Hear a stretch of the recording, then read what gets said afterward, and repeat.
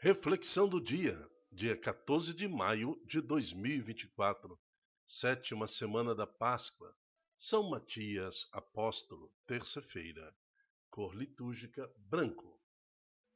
Em algumas ordens, a cor litúrgica hoje também pode ser vermelho, em função do martírio de São Matias. Santo do dia, São Matias, apóstolo e mártir, testemunho vivo da ressurreição de Jesus. Nós temos Matias, que foi eleito como o apóstolo que substituiu o Judas Iscariotes, aquele que traíra Jesus. Bom, mas nós temos que lembrar que Matias conviveu com Jesus também. Ele seguia Jesus. Ele conviveu o tempo todo junto dos apóstolos. E por isso, então, adicionado às outras exigências, ele foi escolhido o apóstolo que substituiu Judas. Século I, Israel, ó glorioso apóstolo, vós sois uma luz em meio à multidão, um testemunho vivo da ressurreição do nosso Senhor. Mesmo mesmo dedicando-se à graça totalmente ao Senhor Jesus, e o Senhor nos ajuda a anunciar aquele que transformou e nos deu a graça e nos deu a vida. Ajuda-nos mesmo em meio às dificuldades a evangelizar, levando a experiência do encontro pessoal com Jesus Cristo. Amém. São Matias, rogai por nós. Primeira leitura em Atos dos Apóstolos, capítulo 1, de 15 a 26. Leitura dos Atos dos Apóstolos. Então aqui nós vamos ver exatamente esse relato que acontece em Atos capítulo 1, que é a eleição de Matias. Naqueles dias, Pedro levantou-se no meio dos irmãos e disse: Irmãos, era preciso que se cumprisse o que o Espírito Santo, por meio de Davi, anunciou na Escritura sobre Judas, aquele que traiu Jesus, né? Que se tornou o guia daqueles que prenderam Jesus. Judas era um dos nossos, participava do mesmo ministério. De fato, o livro de Salmos está escrito: fique deserta a sua morada, nem haja quem nela habite, e ainda que outro ocupe o seu lugar. Então, Jesus já tinha orientado, né, o próprio Deus, através das Escrituras também, das profecias, que alguém trairia Jesus e que seria substituído aquele que traiu Jesus. Há homens que nos acompanham durante todo o tempo em que o Senhor Jesus vivia no meio de nós. Então, no versículo 21, nos mostra que Matias, até como outras pessoas também, já acompanhavam durante todo o tempo em que o Senhor Jesus vivia no meio deles, né? A começar pelo batismo de João, até o dia em que foi levado aos céus. Então, Matias também é um testemunho da ressurreição de Jesus Cristo. Então, eles apresentaram dois homens, José, chamado Barsabás, né? Cuidado para não confundir com Barrabás, é Barsabás, que tinha o apelido de Justo, e Matias. Em seguida fizeram uma oração: Senhor, tu conheces o coração de todos, mostra-nos qual desses dois escolhestes para ocupar este ministério e apostolado, o lugar que Judas abandonou para seguir o seu destino. Então tiraram a sorte entre os dois, e a sorte caiu em Matias, o qual foi juntado ao número dos 11 apóstolos. Palavra do Senhor, graças a Deus. O que nós podemos tirar, né, como ensinamento dessa primeira leitura? Primeiro é o exemplo, né, tanto daquele que é chamado justos como Matias, que seguiam Jesus, que seguiam os apóstolos, estavam atentos à igreja, né, que se manifestava naquela época, seguia a igreja, estava do lado da igreja, mesmo na condição de discípulo, né, leigo, mas eles estavam ali atentos. Depois eles receberam o sacramento da ordem, né, a imposição da mão do apóstolo Pedro e os demais apóstolos, instituindo Matias também no apostolado, né, para servir ao Senhor, para servir iniciando ali o sacerdócio dentro da igreja. Então, mas o versículo 25 é que 24 e 25 que nos traz um ensinamento profundo.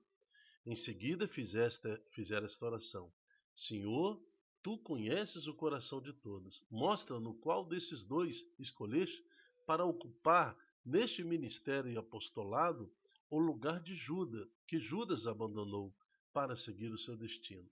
Então, quando nós negamos Jesus, quando nós renunciamos à fé herdada pelos nossos pais, renunciamos à fé herdada pelos nossos avós, bisavós, tataravós, nós estamos abandonando a nossa fé em Jesus Cristo, abandonando o próprio Cristo para seguir o nosso destino.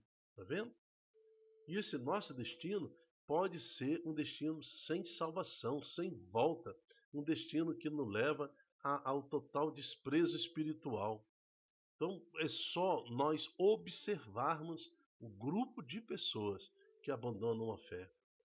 Então, o grupo de pessoas que manifestam-se em praça pública, externando seus pecados, as suas inobservâncias aos sacramentos, aos 10 mandamentos. Então, é um total desvario. As pessoas ficam completamente loucas.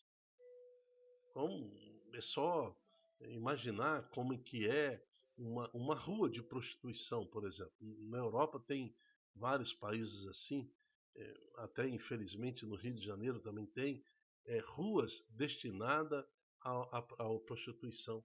Ruas onde que, entre aspas, o poder público já flexibilizou para que naquele local acontecesse todo tipo de sodomia, então todo tipo de expressão, homens e mulheres seminus, com gestual, todo sensualizado na busca do prazer, uso de droga e tudo mais. Quando você vê aquele ambiente cheira a Satanás, cheira a enxofre, cheira mal. As pessoas ali totalmente loucas no prazer. Assim o homem ou a mulher se torna um bicho, se torna um ser extremamente violento quando quer seguir o seu caminho sem Jesus Cristo. Então aqui nos fala o versículo 24 e o versículo 25 de hoje.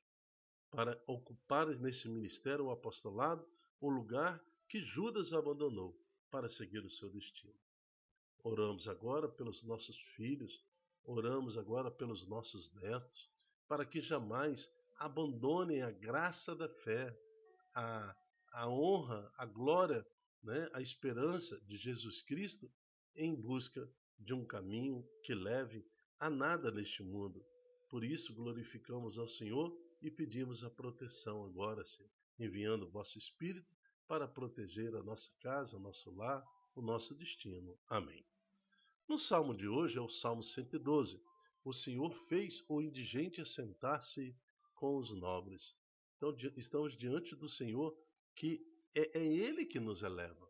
Somos estes indigentes, somos este nada, mas o Senhor nos faz sentar-se junto aos nobres. É o Senhor que nos promove a esta condição de nobreza no espírito, para que possamos ser contados entre os escolhidos. Amém. Evangelho, o Senhor esteja conosco. Ele está no meio de nós. Proclamação do Evangelho de Jesus Cristo segundo João. Glória a vós, Senhor. Naquele tempo, Jesus disse a seus discípulos: Como o Pai me amou, assim também eu vos amei. Permanecei no meu amor. Se guardardes os meus mandamentos, permanecereis no meu amor, assim como eu guardei os mandamentos do meu Pai e permaneço em seu amor. Como que eu sei que eu estou no amor de Deus?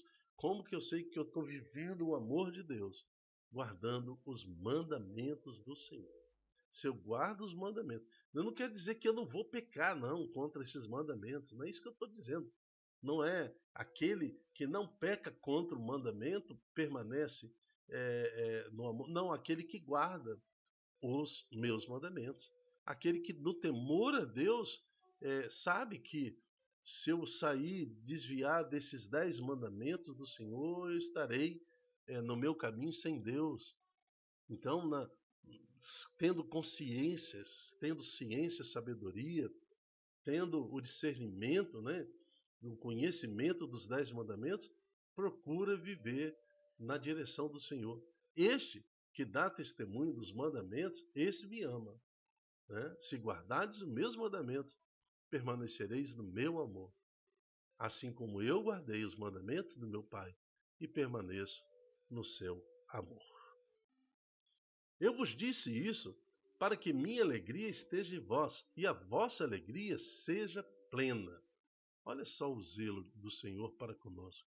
Para termos vida plena, né, e viver no amor e na alegria, precisamos guardar o mandamento do Senhor. Este é o meu mandamento: amai-vos uns aos outros, assim como eu vos amei. Ninguém tem amor maior do que aquele que dá a sua vida pelos amigos. Vós sois meus amigos, se fizerdes o que eu vos mando. Já não vos chamo servos, pois o servo não sabe o que faz o seu senhor. Eu vos chamo amigo, porque vos dei a conhecer tudo que ouvi do meu Pai. Mas veja no versículo 11, versículo 11 e versículo 12, né? Eu vos disse isso para que a minha alegria esteja em vós e a vossa alegria seja plena. A alegria plena, a vida plena. E este é o meu mandamento. Ou seja, é isso que eu vos mando. Mandamento. Esse é o meu mandamento. Amai-vos uns aos outros, assim como eu vos amei.